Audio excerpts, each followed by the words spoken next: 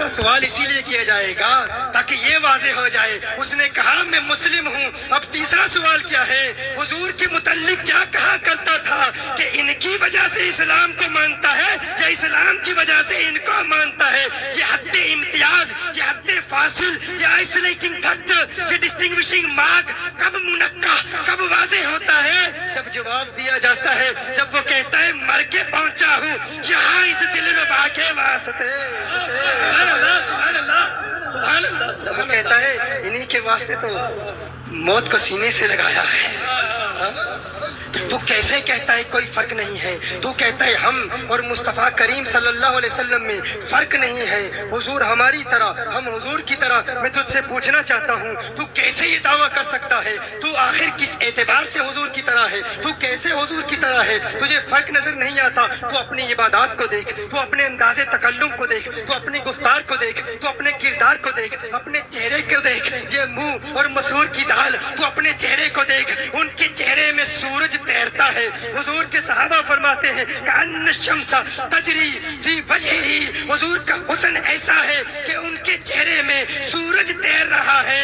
تو کہتا ہے میں حضور کی طرح، حضور میری طرح. اپنی عبادت کو دیکھ لے، اپنی نماز کو دیکھ لے، تو اپنے کلمے کو دیکھ لے. تو کلمہ پڑھتا ہے لا الہ الا اللہ محمد الرسول اللہ. حضور کلمہ پڑھتے ہیں لا الہ الا اللہ انا رسول اللہ. تو کلمہ پڑھتا ہے اللہ کے سوا کوئی معبود نہیں، محمد اللہ کے رسول ہے. حضور کلمہ پڑھتے ہیں اللہ کے سوا کوئی عبادت کے لائق نہیں، میں اللہ کا رسول ہوں. تیرا کلمہ حضور کے کلمے کی طرح نہیں، تیری نماز حضور کی نماز کی طرح نہیں. تو نماز پڑھتا ہے، کتنی نمازیں فرض ہیں تجھ پر؟ 5 نمازیں فرض ہیں. حضور کے لیے فرمایا وَمِنَ اللَّيْلِ فَتَهَجَّدْ بِهِ نَافِلَةً لَكَ. حضور پر 6 نمازیں فرض، تجھ پر 5 نمازیں فرض. تیری نماز حضور کی نماز کی طرح نہیں، تیرا روزہ حضور کے روزے کی طرح نہیں. تو نفلی روزہ رکھتا ہے، سحری بھی ہے، افطار بھی ہے. حضور نفلی روزہ رکھتے ہیں، صوم وصال رکھتے ہیں. نہ سحری ہے نہ افطار ہے. صحابہ نقل کرنے کی کوشش کرتے ہیں، نحیف ہو جاتے ہیں، کمزور ہو جاتے ہیں،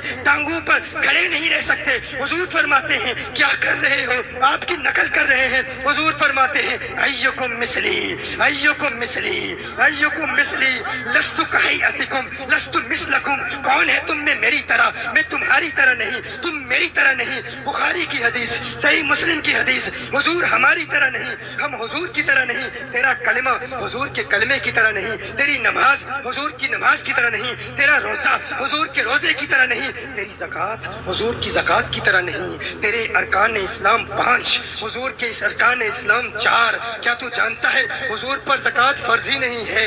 میرے ڈیٹیل لیکچرز ہیں اس موضوع پر کہ اسلام کے احکام کے پیچھے سبب کیا ہے. ہر کیوں کا جواب مقاصد شریعہ کی روشنی میں ہم بیان کرتے ہیں کہ فلاں حکم اگر ہے تو کیوں ہے. فجر میں اگر 2 رکعت فرض ہیں تو کیوں ہے؟ ظہر میں اگر 4 فرض ہیں تو کیوں ہے؟ اگر 2.5% زکوٰۃ فرض ہے تو کیوں ہے؟ 3% کیوں نہیں؟ فجر میں 3 رکعتیں کیوں نہیں؟ ظہر میں 3 رکعتیں کیوں نہیں؟ مغرب میں 4 رکعتیں فرض کیوں نہیں؟ کیوں کے جواب میں ہم بہت کچھ بیان کرتے ہیں، لیکن یہ نقطہ ذرا وزنی ہے. لیکن آج گل بہار میں بہار آ چکی ہے، آج گل بہار میں بہار آ چکی ہے.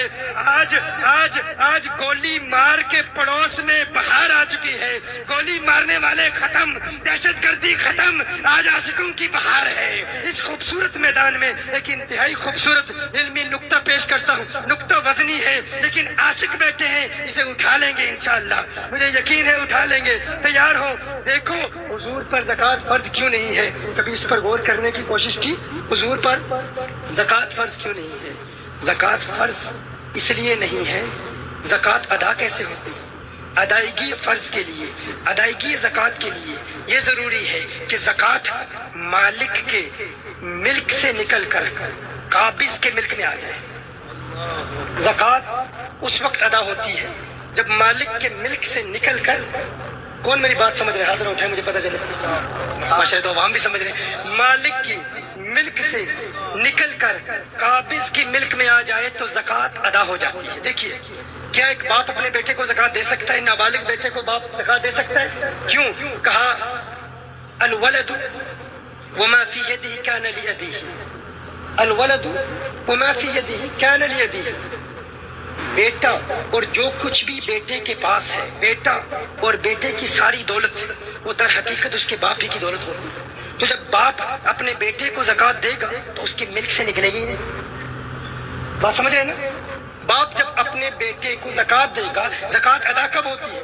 جب مالک کے ملک سے نکل کر، مالک کی ملکیت سے نکل کر قابض کی ملک میں آ جائے تو نکلنا ضروری ہے، نکلنا ضروری۔ باپ اپنے بیٹے کو زکوٰۃ دے گا، زکوٰۃ ادا نہیں ہوگی کیونکہ مالک کے ملک سے نکلی ہی نہیں۔ جب نکلی ہی نہیں تو ادا کیسے ہوگی؟ اسی طرح العبد وما فی یدہ کان لمولاہ، ایک غلام، ایک غلام جو کچھ بھی اس کا مال ہے، غلام کے پاس جتنا بھی مال ہے، جتنی بھی دولت ہے، در حقیقت اس کے آقا کی ہے، در حقیقت اس کے آقا کی ہے۔ اب کوئی آقا اپنے غلام کو مال دے گا، زکوٰۃ دے گا، تو وہ زکوٰۃ اس کی ملک سے نکلے گی ہی نہیں تو ادا کیسے ہوگی؟ یار کیسے سمجھدار لوگ ہو تم، ماشاءاللہ بہت جلد بات کو سمجھ جاتے ہو۔ تمہیں پتا ہے آقا اپنے غلام کو زکوٰۃ دے، ادا نہیں ہوتی، غلام بھی اس کا مال بھی اس کا، آقا پر زکوٰۃ فرض اس لیے نہیں ہے، ادا کریں گے تو کس کو ادا کریں گے؟ ساری کائنات آقا کی غلام ہے۔ نعرہ رسالت، نعرہ رسالت،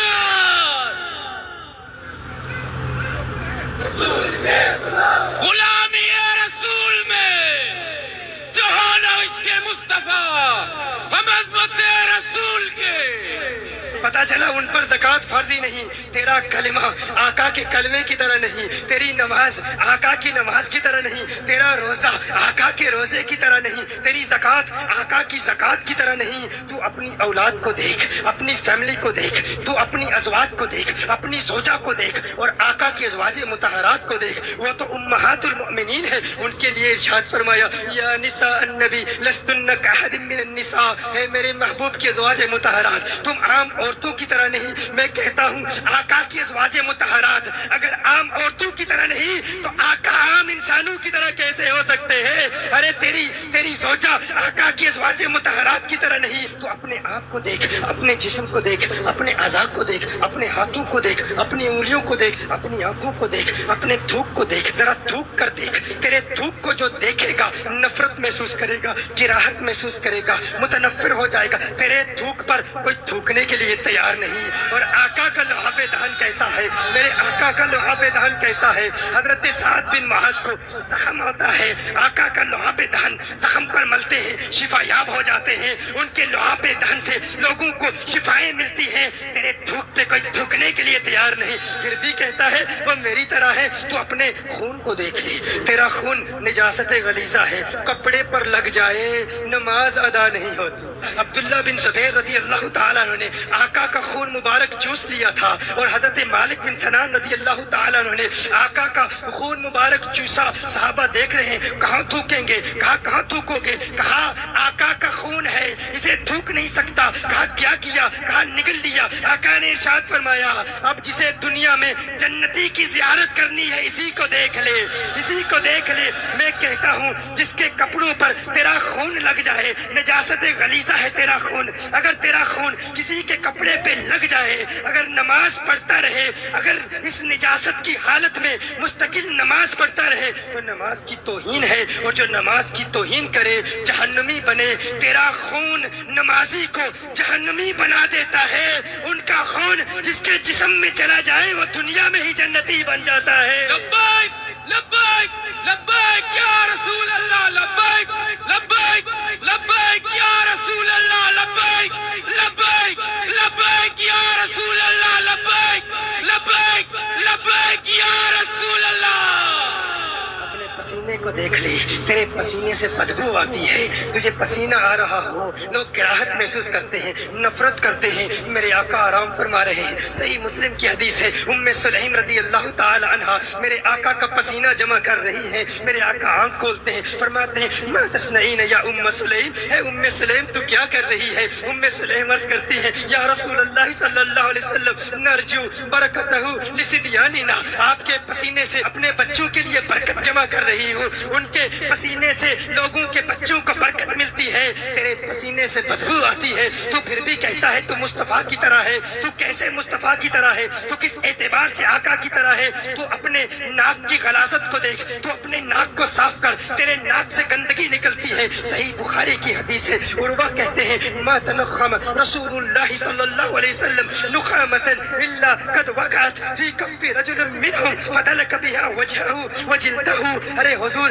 جب بھی ناک مبارک صاف کرتے، صحابہ آقا کے ناک کی رطوبت کو اپنے چہرے پہ مل لیا کرتے، اپنے جسم پر مل لیا کرتے۔ آقا وضو فرماتے، وضو کا پانی آقا کے جسم سے جدا ہوتا، صحابہ ایک دوسرے سے جھگڑتے کہ آقا کے وضو کا پانی زمین پہ نہ گرے، اپنے جسم پر ملتے، برکتیں حاصل کرتے۔ ارے تیرے ناک سے گندگی نکلتی ہے، ان کے ناک سے بھی نور نکلتا ہے، ان کے ناک سے بھی نور نکلتا ہے۔ تو کیسے کہتا ہے تو مصطفیٰ کی طرح، مصطفیٰ کریم تیرے طرح؟ ارے تو اپنے ہاتھ کو دیکھ لے، تو کسی بچے کے سر پر ہاتھ رکھے، بچے کو کچھ نہیں ہوتا۔ ابن حجر عسقلانی فرماتے ہیں میرے آقا کے ہاتھ سے نور کی کچھ ایسی شعائیں نکلتی تھی، جب آقا کسی بچے کے سر پر ہاتھ رکھ دیتے، عادتاً جس بچے کا قد جتنا 2 سالوں میں بڑھتا، اتنا ہی قد 1 سال میں بڑھ جاتا۔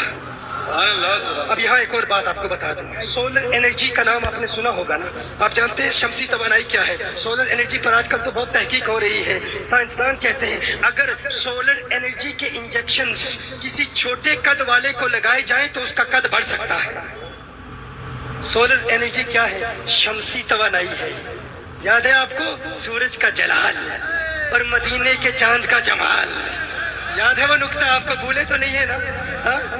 سولر انرجی، وہاں سے بھی لائٹ آتی ہے اور میرے آقا کے ہاتھوں سے بھی نور نکلتا ہے۔ ابن حجر عسقلانی فرماتے ہیں میرے آقا جس بچے کے سر پر ہاتھ رکھ دیتے، عادتاً جس بچے کا جتنا قد 2 سال میں بڑھتا، اتنا ہی قد 1 سال میں بڑھ جاتا۔ میں کہتا ہوں سولر انرجی کے انجیکشنز کی باتیں کرنے والوں، نور مصطفیٰ کی شعاؤں کا تذکرہ بھی کیا کرو۔ یہ میرے آقا کے ہاتھ کی برکت ہے، یہ میرے آقا کے ہاتھ کی برکت ہے۔ حضرت سلمان فارسی رضی اللہ تعالی عنہ کے باغ کا واقعہ بھی یاد کر لیجئے۔ سولر انرجی، شمسی توانائی کے ماہرین کہتے ہیں اگر سولر انرجی کے انجیکشن فصلوں کو لگائے جائیں تو جتنی فصلیں عادتاً 6 مہینے میں بڑھتی ہیں، 10 دن میں اتنی ہی بڑھ جائیں۔ 10 دن میں، کیونکہ یہ نور کی طاقت ہے، یہ شمسی توانائی کی طاقت ہے۔ حضرت سلمان فارسی رضی اللہ تعالی عنہ کے باغ میں 299 تناور درخت تھے۔ ایک پودا چھوٹا تھا، میرے آقا نے اس پودے کو ہاتھ لگایا، اس پودے کو اکھیڑا، نکالا، پھر لگا دیا۔ میرے آقا کے ہاتھ سے نکلتی ہوئی نورانی شعاؤں کی برکت تھی، وہ پودا چند لمحوں میں ہی ان 299 پودوں کی طرح تناور درخت بن گیا۔ میں کہتا ہوں شمسی توانائی کا ذکر کرنے والوں، نور مصطفیٰ کے سائنٹیفک دلائل بھی سوچا کرو، ان پر بھی غور کیا کرو۔ ایکس ریز کے بارے میں کبھی آپ نے غور کیا؟ یہ ایکس ریز کیا ہے؟ یہ ایکس ریز کیا ہے؟ جرمن فلسفر ایک ڈاکٹر ولہم